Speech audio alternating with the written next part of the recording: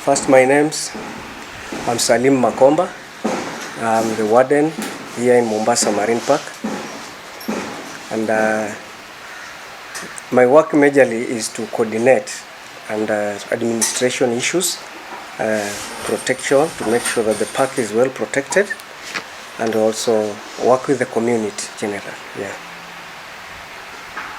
So, do we have any illegal wildlife trade cases reported? And if yes, what are you doing to curb it? Okay. I may say that the illegal wildlife trade is there. It has been there, and it is still there. But we are doing our best to make sure that we either reduce it or we stop it. And some of the measures we are taking, including law enforcement, we are working very closely with other security agencies. And in fact, we are working as a multi-agency to curb the menace of illegal trade in wildlife. And also we are trying to create awareness to the community by telling them that, or informing them that the resources belong to them, and so they must protect the resources. When you talk about illegal wildlife trade, yes, what forms are taking place here that are unique to this area? The forms of? Illegal wildlife. Illegal wildlife. Yes. Okay, here we only deal with the species which are live in the water. The wildlife trade we are talking about here is the marine ecosystem and marine trafficking. That's all. So maybe if you could specify and tell us which species are being trafficked, and maybe any arrests that you have made in the past 1 year. Okay, majorly here we have cases of turtle poaching. Yeah. That is the major case that we have within our area. Turtle poaching cases, they are somehow minimal. They are not that high, but we are trying to enforce the law to the letter. We are trying to inform the community. We are trying to engage the stakeholders to make sure that the poaching menace in Arudi chini. What are they being poached for, and maybe in the past 1 year? Yes. How many cases were reported in this station? Okay, I can't tell exactly how many cases, but we have had some cases of turtle poaching. Maybe more than 5, more than 10? Estimation. An estimation? Yeah, about 5 cases. About cases, 5 cases in our protected area, that within the protected area. Yeah. Yes. What are they being poached for? Yeah, some are poaching turtles for meat, and some are poaching turtles for several reasons. Maybe there are those who believe that the turtle meat has some medicinal value. Yeah. Yeah.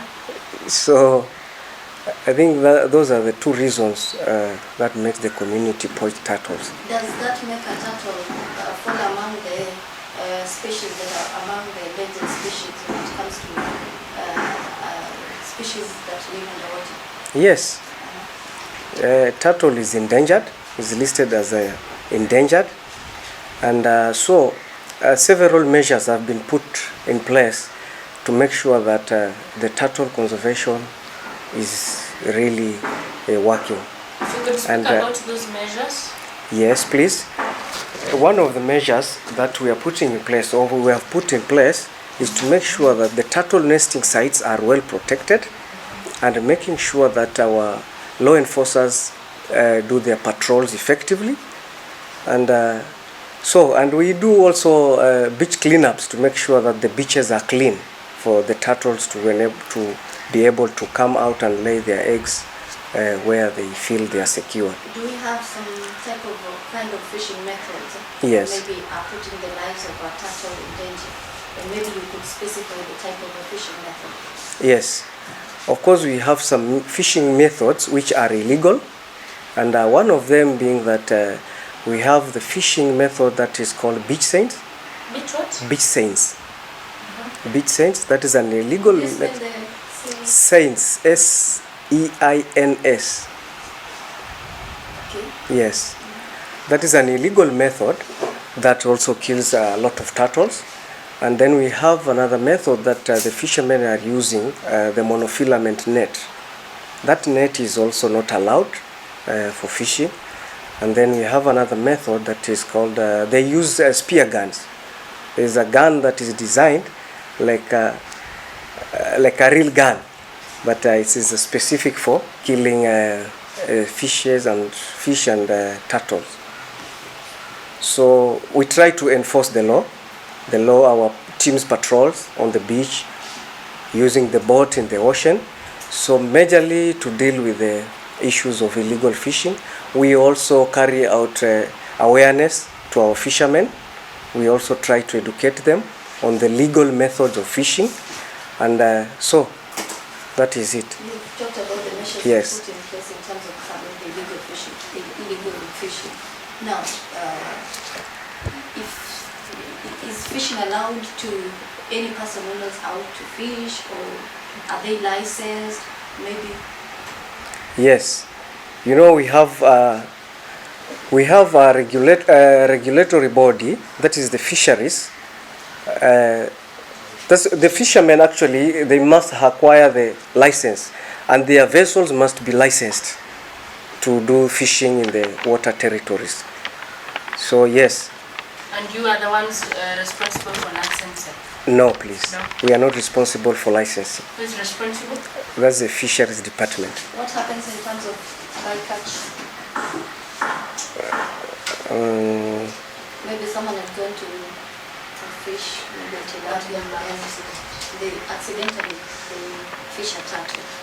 I don't know if you... So it is their responsibility, because we are creating awareness, it is their responsibility to release back the turtle, because it is accidentally a catch. So they release back the turtle, or else if they go away with it, then we are there to make sure that the turtle is safe or secured. Yeah. I want to take you back to the arrests you have made over the past 1 year. Yes. Have these people been prosecuted? How far is it in the court process? No, we have cases which have been concluded, and some have already been sentenced, and some are still ongoing in the court of law. Yeah. So how many have been sentenced? Maybe if you could just talk about the judgment, the charges that you were sentenced for.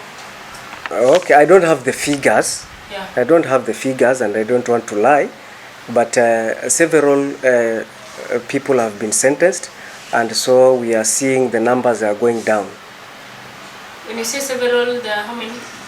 They're like, let's say like 15 guys have been sentenced. Okay. Already, yes. You talked about beach cleanups. Yes. Is KWS doing these cleanups just the KWS, or do you have partners from Yes. the communities that are being involved?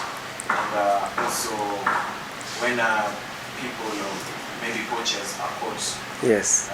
poaching the turtle, you say, what is the sentence set by the government, maybe the KWS, that when the poachers are doing this and this is the sentence that is safe for the person?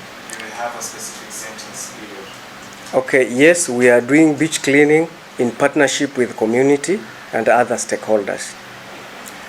And yes, since the turtle is listed as endangered species, so we have people, and the sentencing for maybe somebody who has been arrested for turtle poaching, that is not less than 7 years.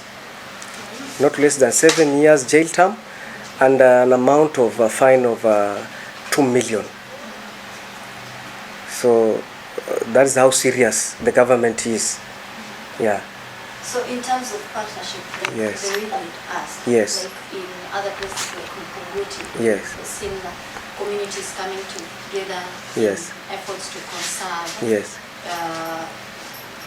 the ocean, Yeah. and maybe some of the sea animals. Yes. So here in Mombasa. Yes. do we have such kind of partnerships to see the ocean conserved? And what do you make of the polluted Buyuni? I don't know if you've been there. What do you make of it? Okay, first let me start by saying that yes, we are partnering with the communities, and you know, in conservation you cannot conserve alone. First, you need to empower the community, and then inform them. And maybe finally, you need to help them understand that these resources are their own. So they need to conserve them and protect them. So yes, we are partnering with them, and the communities are well informed, and they are really helping us in conserving the sea animals. Yes. So in terms of pollution, maybe. And in terms of pollution, majorly here we're encountering a lot of pollution because this park is in the middle of the city or the middle of the urban, if I may say so. So we are encountering pollution, and most of this pollution comes from the upper sides, that is from vijijini huko kwa villages. So they come all the way to and are being deposited into the sea. And so we always carry the beach cleanups and underwater fishing for plastics. So because plastics are major issues here, that is a major issue here in our ocean. And since the ocean connects globally, so plastics comes from all over the world, from Tanzania, from Seychelles, they all connect. So you see, when you see a plastic here, it does not mean that it comes from Mombasa, but neither it can come from all over the world. So we do those activities to ensure that we remove the plastics pollution. And in terms of other pollutions, maybe the much we can do is just to create awareness to the community living along or around the ocean. My next question is on coral conservation. Yes, please. Have you noticed any degradation of corals along the protected area and generally in this part of the ocean? So far, no. In fact, the last monitoring we did, we always do the monitoring exercise on monthly basis here in this park. So every month, every month early we do conduct the monitoring exercise, the aquatic. Our teams go to the park and they do that monitoring. So the late report I have is that we are doing well in terms of coral cover. We are doing well. And our target is to reach 25% coral cover. What percentage is and now now? we are at 20%. So we are not doing bad. Yeah. And considering that we are in the middle of the urban and all the deposits come to the marine park. So we are not doing bad. 25% by when? By 2030 we are targeting 25% coral cover. You see, we have like 7 years, 6 years there. Yeah. Is it just in the protected area or the entire ocean generally? No, in the MPA, the marine protected area. Okay. Yeah. Question. So when you are seeing targets on the wall, Yes. So like you have an annual target. Yes. So how often do you meet these targets that you put? Do you always meet them, or does it get to a point where the year ends and no target has been set, or maybe half of it has been and some hasn't? The monitoring exercise or activities forms the basis of management decision.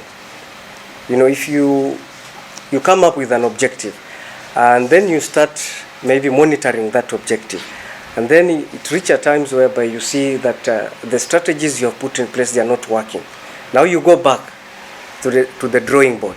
You see what you have done that is not right, and maybe where you can improve. So the objectives you are putting or you are seeing on the wall, I may say that they are not the updated ones, but we do monitor the objectives, and then if they don't work, we go back to the drawing board, we make another management decision to make sure that you reach your target. What are some of the challenges that you guys are experiencing and the successes you have made so far? Yeah, so far we have challenges. And the challenges here, number one, I may say that is plastic pollution. Plastic pollution is a big issue here. And so far we have made some steps because we have done several awareness, several engagements with the community, and it is working. It is working. In fact, the major problem we had is here where we are in the public beach. That's the Kenyatta public beach, where you have community traders. We have a lot of people coming here because it's a public beach, But we have tried. We have engaged the community traders. We have engaged their committees, and so we are working very closely with them, and we have seen this. The plastics are slowly going down, and we have a target by this next month 15th. We are hoping that we will not be able to see any plastics around. Yes, yes, please. Yes. Ndio. Ndio. Ndio. Ndio. Ndio. Ndio. Ndio. Ndio. Yes. Okay, hilo swala uliliongelelea dadangu Damila kwamba uchafuzi uko pale kwa hali ya juu sana, na kwetu sisi kama ofisi hii tumeweza kushirikiana ama kuongea tayari na county government. Tumekuwa nao tu hivi juzi, wiki iliyopita, kama sio wiki ikianza, tumekuwa nao na tumeshirikiana na tumekubaliana kwamba tutarudi tukae tena na tupange mikakati ya namna gani pale mahali patasafishwa, na waliweza kutuahidi kwamba wataweka mikakati kwamba kutapelekwa pale gari la kuzoa taka na wataweka watu kuhakikisha kwamba ile sehemu ile imekuwa safi na salama kwa wananchi. Kando na hiyo kutoa uchafu, tumeona kwamba kuna sewage kutoka kwa manyumba yote sehemu ile ambayo inakuja kuwa dispose hapo kwenye bahari, na tumeona kwamba kuna bomba ambalo wenyewe wavuvi wanasema zamani lilikuwa linakwenda mbali sana kwenye bahari kumwaga ule uchafu. Lakini kwa sasa ile bomba likipasuka linamwaga uchafu mbele. Na tumeona mazingira yenyewe pia yanaonyesha kwamba kuna uchafu huo. Sababu kuna harufu mbaya, maji pia hakuna katika hiyo sehemu. Labda ya kushughulikia swala hilo la hiyo tatizo tunapanga kufanya, kwa sababu hata kama uchafu utatolewa, lakini bado ikiwa mambo ya choo yatakuwa na wale sehemu ambayo ni karibu sana, uvuvi pia utakuwa mkali na mazingira ya viumbe vya baharini pia vitakuwa kwa hatari zaidi. Ndio mnafanya ya hapo. Kama hapo mbeleni nilitangulia kueleza ya kwamba tunafanya kazi ya kuchunga mazingira ama kuchunga viumbe vya baharini tukishirikiana na zile taasisi zingine za serikali.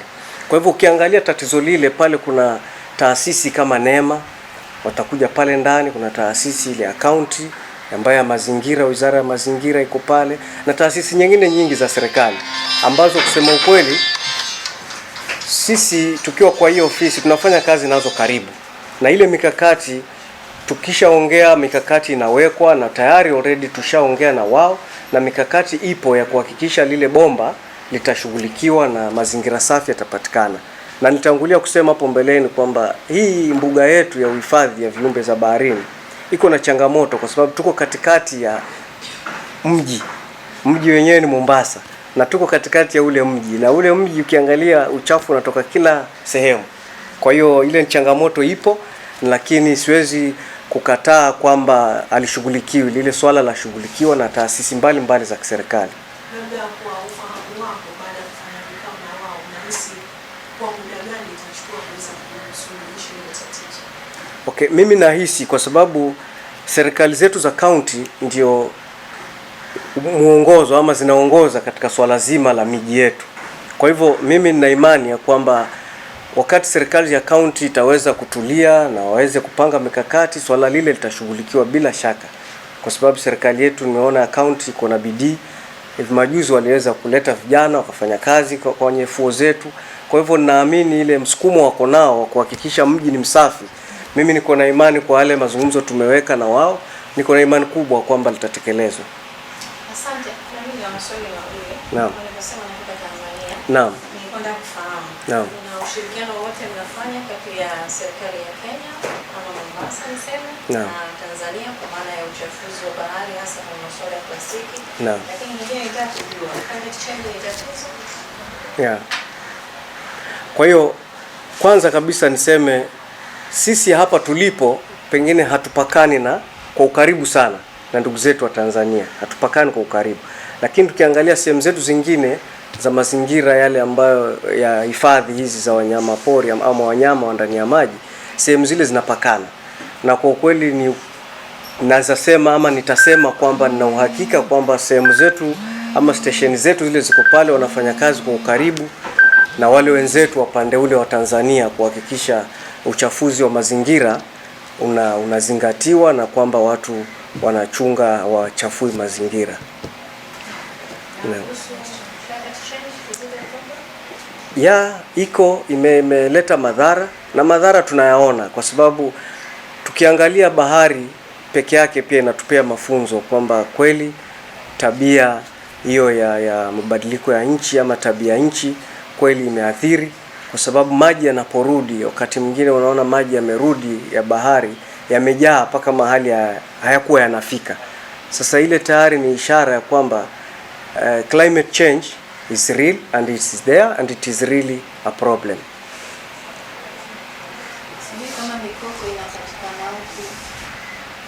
Ndio, tuko na mikoko sehemu za Mtwapa na sehemu za Chuda, tuko na mikoko. Idadi yake, how is the idadi yake for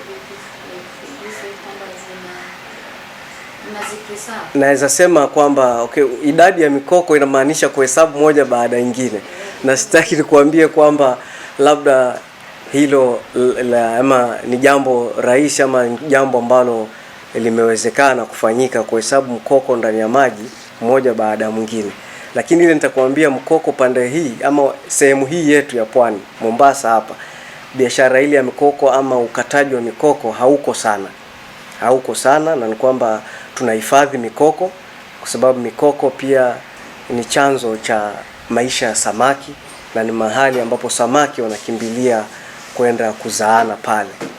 Pia kuna mbegu yote mtu anaweza pata alafu atapatikana akikata mikoko. Naam, ndio. Mikoko unapopatikana pale kunazo sheria za taasisi tofauti, kama vile nitangulia kusema tunafanya kazi pamoja.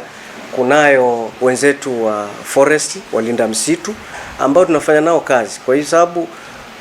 Kwa hiyo ushirikiano wetu tunafanya nao kazi. Mtu anapopatikana ameharibu mikoko, basi sheria pale inachukua mkondo wake. Na kwa sababu ya hiyo tunaona kwamba kwa sababu mkoko pia iko katika zile zile species ambazo zimepewa kipaumbele ulinzi wake. Kwa hivyo unaposhikwa na mikoko unakuta kwamba ile faini yake unapewa ama kifungo chake kiko juu sana.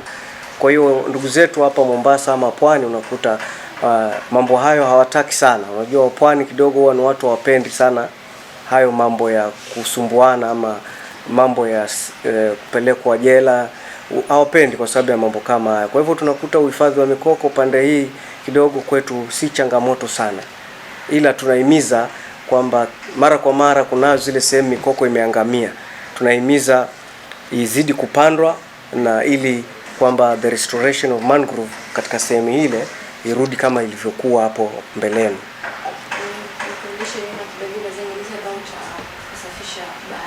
Naam. I don't know how often do you do it, and would you clearly tell us how is your relationship with other government agencies that are mandated or concerned with ocean conservation, like NEMA, Kemfree? I don't know how is your relationship, because what I would personally get is that they are not offering, or they are not partnering with you, offering support that you guys would need in cleaning up the ocean. So how is your relationship? Okay, we have good relationship with all the government agencies, and there is nowhere maybe we requested for their assistance or support and they failed us.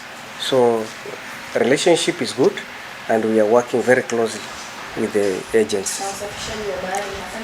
Na kwa ukweli wakati tunasafisha bahari sisi huwa hatuna ile period ama tuseme labda baada mwaka ama mwezi.